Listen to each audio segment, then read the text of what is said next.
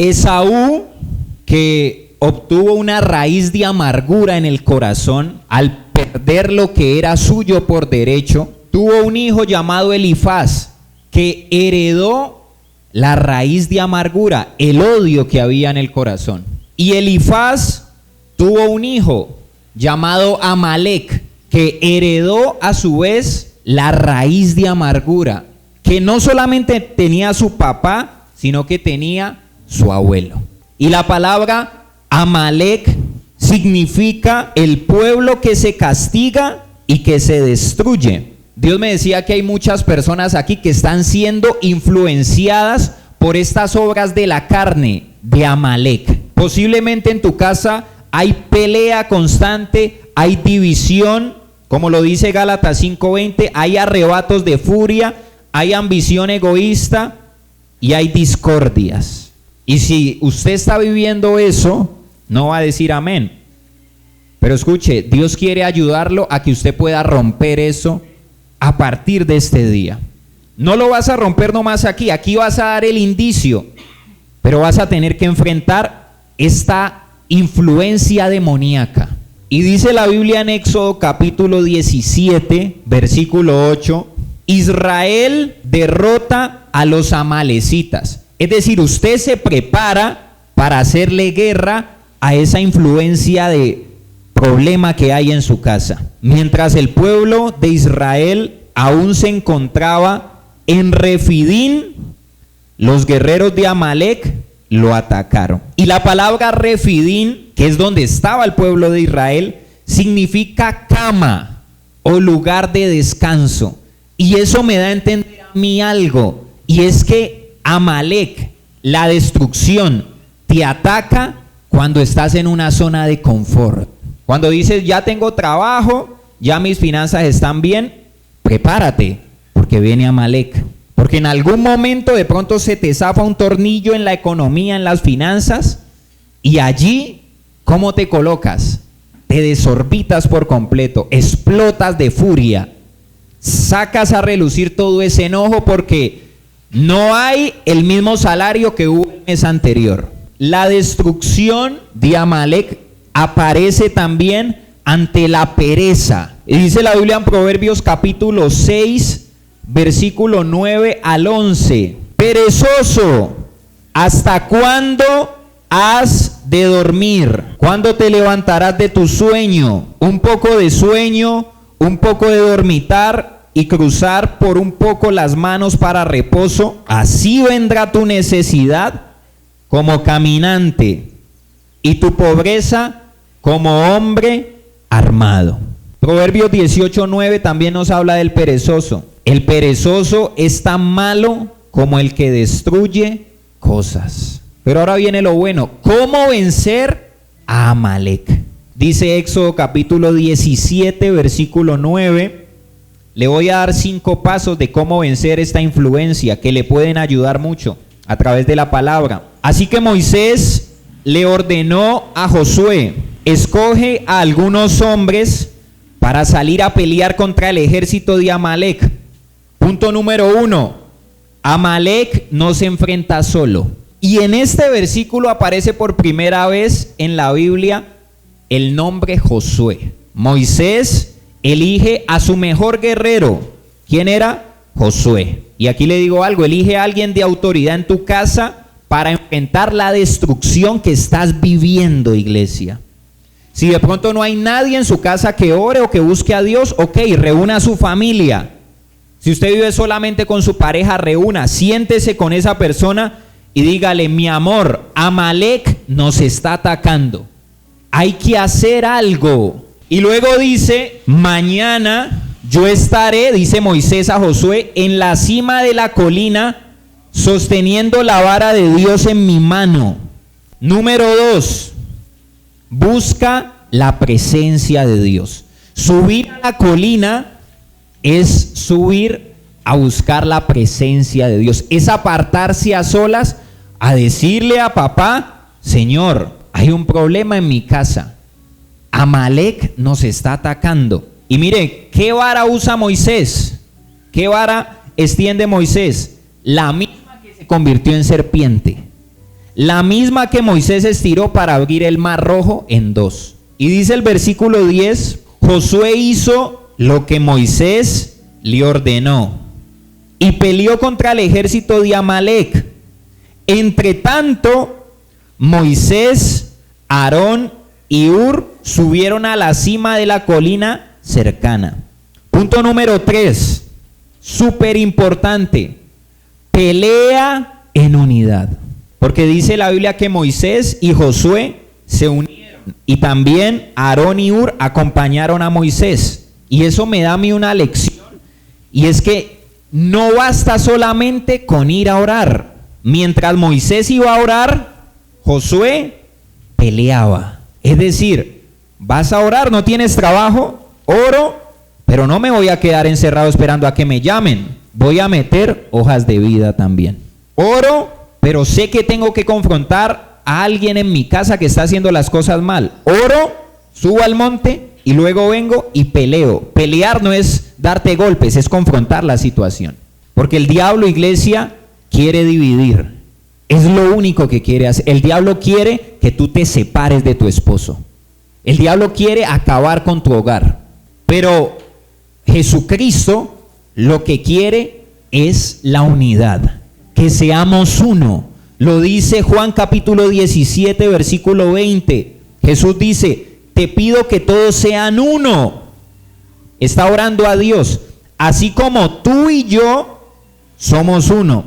Es decir, como tú estás en mí, Padre, y yo en ti. Encuentras la taza del baño del inodoro amarilla. ¿Usted sabe por qué?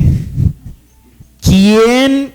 Oye, pues ni que ¿quién sería? El niño Jesús que vino a orinar ahí. Coge papel higiénico, la limpia. Escuchen, por esas situaciones se generan divorcios. Versículo 11. Aquí ya están en la guerra. Aquí ya es cuando usted va a confrontar. Ya está subiendo al monte y ya va a confrontar esa influencia del diablo. Mientras Moisés sostenía en alto la vara en su mano, los israelitas vencían. Pero cuando él bajaba la mano, dominaban los amalecitas. Punto número 4. Mantén una actitud correcta al estar en la presencia de Dios. ¿Por qué? Porque Moisés se cansaba, bajaba la mano, bajaba los brazos. ¿Sabe por qué? Porque Moisés estaba viejo. Y cuando él tenía las manos arriba, mire la autoridad tan violenta que tenía este hombre. Tenía las manos arriba, abajo ganaba el pueblo, pero cuando las bajaba, los amalecitas. Y esto me da a entender, escuche, Moisés estaba en el monte, Moisés iba a la presencia del Señor, pero escuche, estando en la presencia del Señor, usted puede tener una actitud incorrecta. Le doy un ejemplo, está aquí y le suena el celular, como si lo hubieran llamado de la NASA, no sé de dónde. Si hay algo más, un domingo que te llamen de la NASA, y usted sale a hablar por allá, donde está la moto, por allá atrás. Eso es tener una actitud incorrecta en la presencia de Dios. Otro ejemplo, está usted solo en su casa y va a orar y le llega el mensaje de WhatsApp. Y entonces te metes a responderlo, porque es más importante que estar en la presencia de Dios. Vas a orar y comienzas con la bostezadera. Vas a orar o a leer la Biblia o a adorar y no te das cuenta, pero ya son las 5 de la mañana y te metiste a orar a las 10. ¿Qué pasó? Ay, me quedé dormido. Eso es tener una actitud incorrecta. Oras cansado, le estás dando migajas a Dios. Lees la Biblia bostezando, le estás dando migajas a Dios. Haces el altar familiar con el celular en la mano, le estás dando migajas a Dios.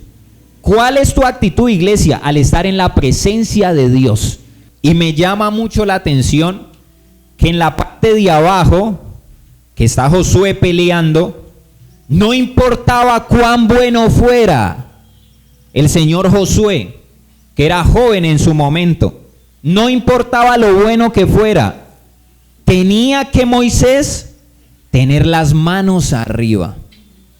Eso me da a entender a mí algo, y es que no importa cuán educada o educado sea usted o caballeroso, para enfrentar a Amalek tienes que ir obligatoriamente a la presencia de Dios. Versículo 12, pronto se le cansaron tanto los brazos que ya no podía sostenerlos en alto. ¿A quién le pasó esto? A Moisés. Pero él no había ido solo, recuerdan lo de la unidad, ¿no? Se había llevado a su hermano Aarón y a Hur. Así que Aarón y Hur le pusieron una piedra a Moisés para que se sentara. Luego se pararon a cada lado de Moisés y le sostuvieron las manos en alto. Así sus manos se mantuvieron firmes hasta la puesta del sol. Mire cómo le levantaron las manos a Moisés. Y el punto número 5, punto final, es no bajes los brazos, iglesia. No te rindas, no te des por vencido. Dice el versículo 13, el resultado de seguir estos 5 pasos. Como resultado, Josué aplastó al ejército de Amalek en la batalla. Lograron sacar esta influencia demoníaca de sus vidas. Y sabe, usted puede tener a Amalek 50 años en la casa. Puede dejarlo ahí que se acomode. Quizá ya está acomodado en tu casa hace años. Seguramente en algún momento o te separes o te aprendas a soportar, pero almacenando odio en tu corazón. Puedes dejarlo ahí. Pero escucha, nunca vas a poder llegar a la tierra prometida. Porque para ellos poder avanzar rumbo a la tierra prometida, primero tuvieron que vencer a Amalek. En el versículo 14, Dios hace una linda promesa y dice, después de la victoria, el Señor dio a Moisés las siguientes instrucciones. Escribe esto en un rollo para que sea un recuerdo perpetuo y léelo en voz alta a Josué. Borraré por completo la memoria de Amalek de debajo de la tierra. Y escuchen, hoy en día no existe el pueblo, pero existe la influencia de Amalek en las familias. Y esta promesa es para nosotros. Yo borraré por completo la memoria de Amalek de debajo del cielo. Pero ¿qué tienes que hacer? Enfrentarlo. Enfrentar a Amalek. Versículo 15. Entonces Moisés edificó un altar en ese lugar y lo llamó Yahweh Nisi, que significa el Señor es mi estandarte. ¿Qué es un estandarte? Una bandera, un pabellón. Y concluyo con esto, iglesia. La bandera o el pabellón o el estandarte nos da identidad como país, por ejemplo. Nosotros llevamos los mismos colores en la bandera. Hablo con mis hermanos venezolanos. Los ecuatorianos también. Nuestra bandera, la bandera nacional, fue diseñada por 2 venezolanos. Increíblemente.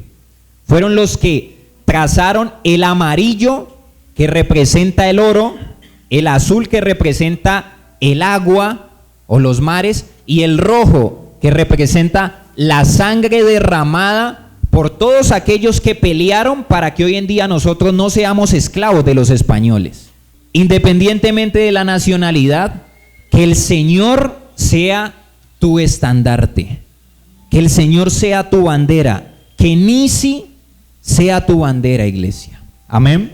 Dice el Salmo capítulo 143, versículo 6, a ti levanto mis manos en oración, tengo sed de ti como la tierra reseca tiene sed de lluvia. Y luego dice interludio. Un interludio es una introducción a una pieza musical. Eso significa que después que el escritor del Salmo termina, se dispuso a adorar al Señor. Y aquí termina mi mensaje. Ahora nos disponemos a adorar al Señor.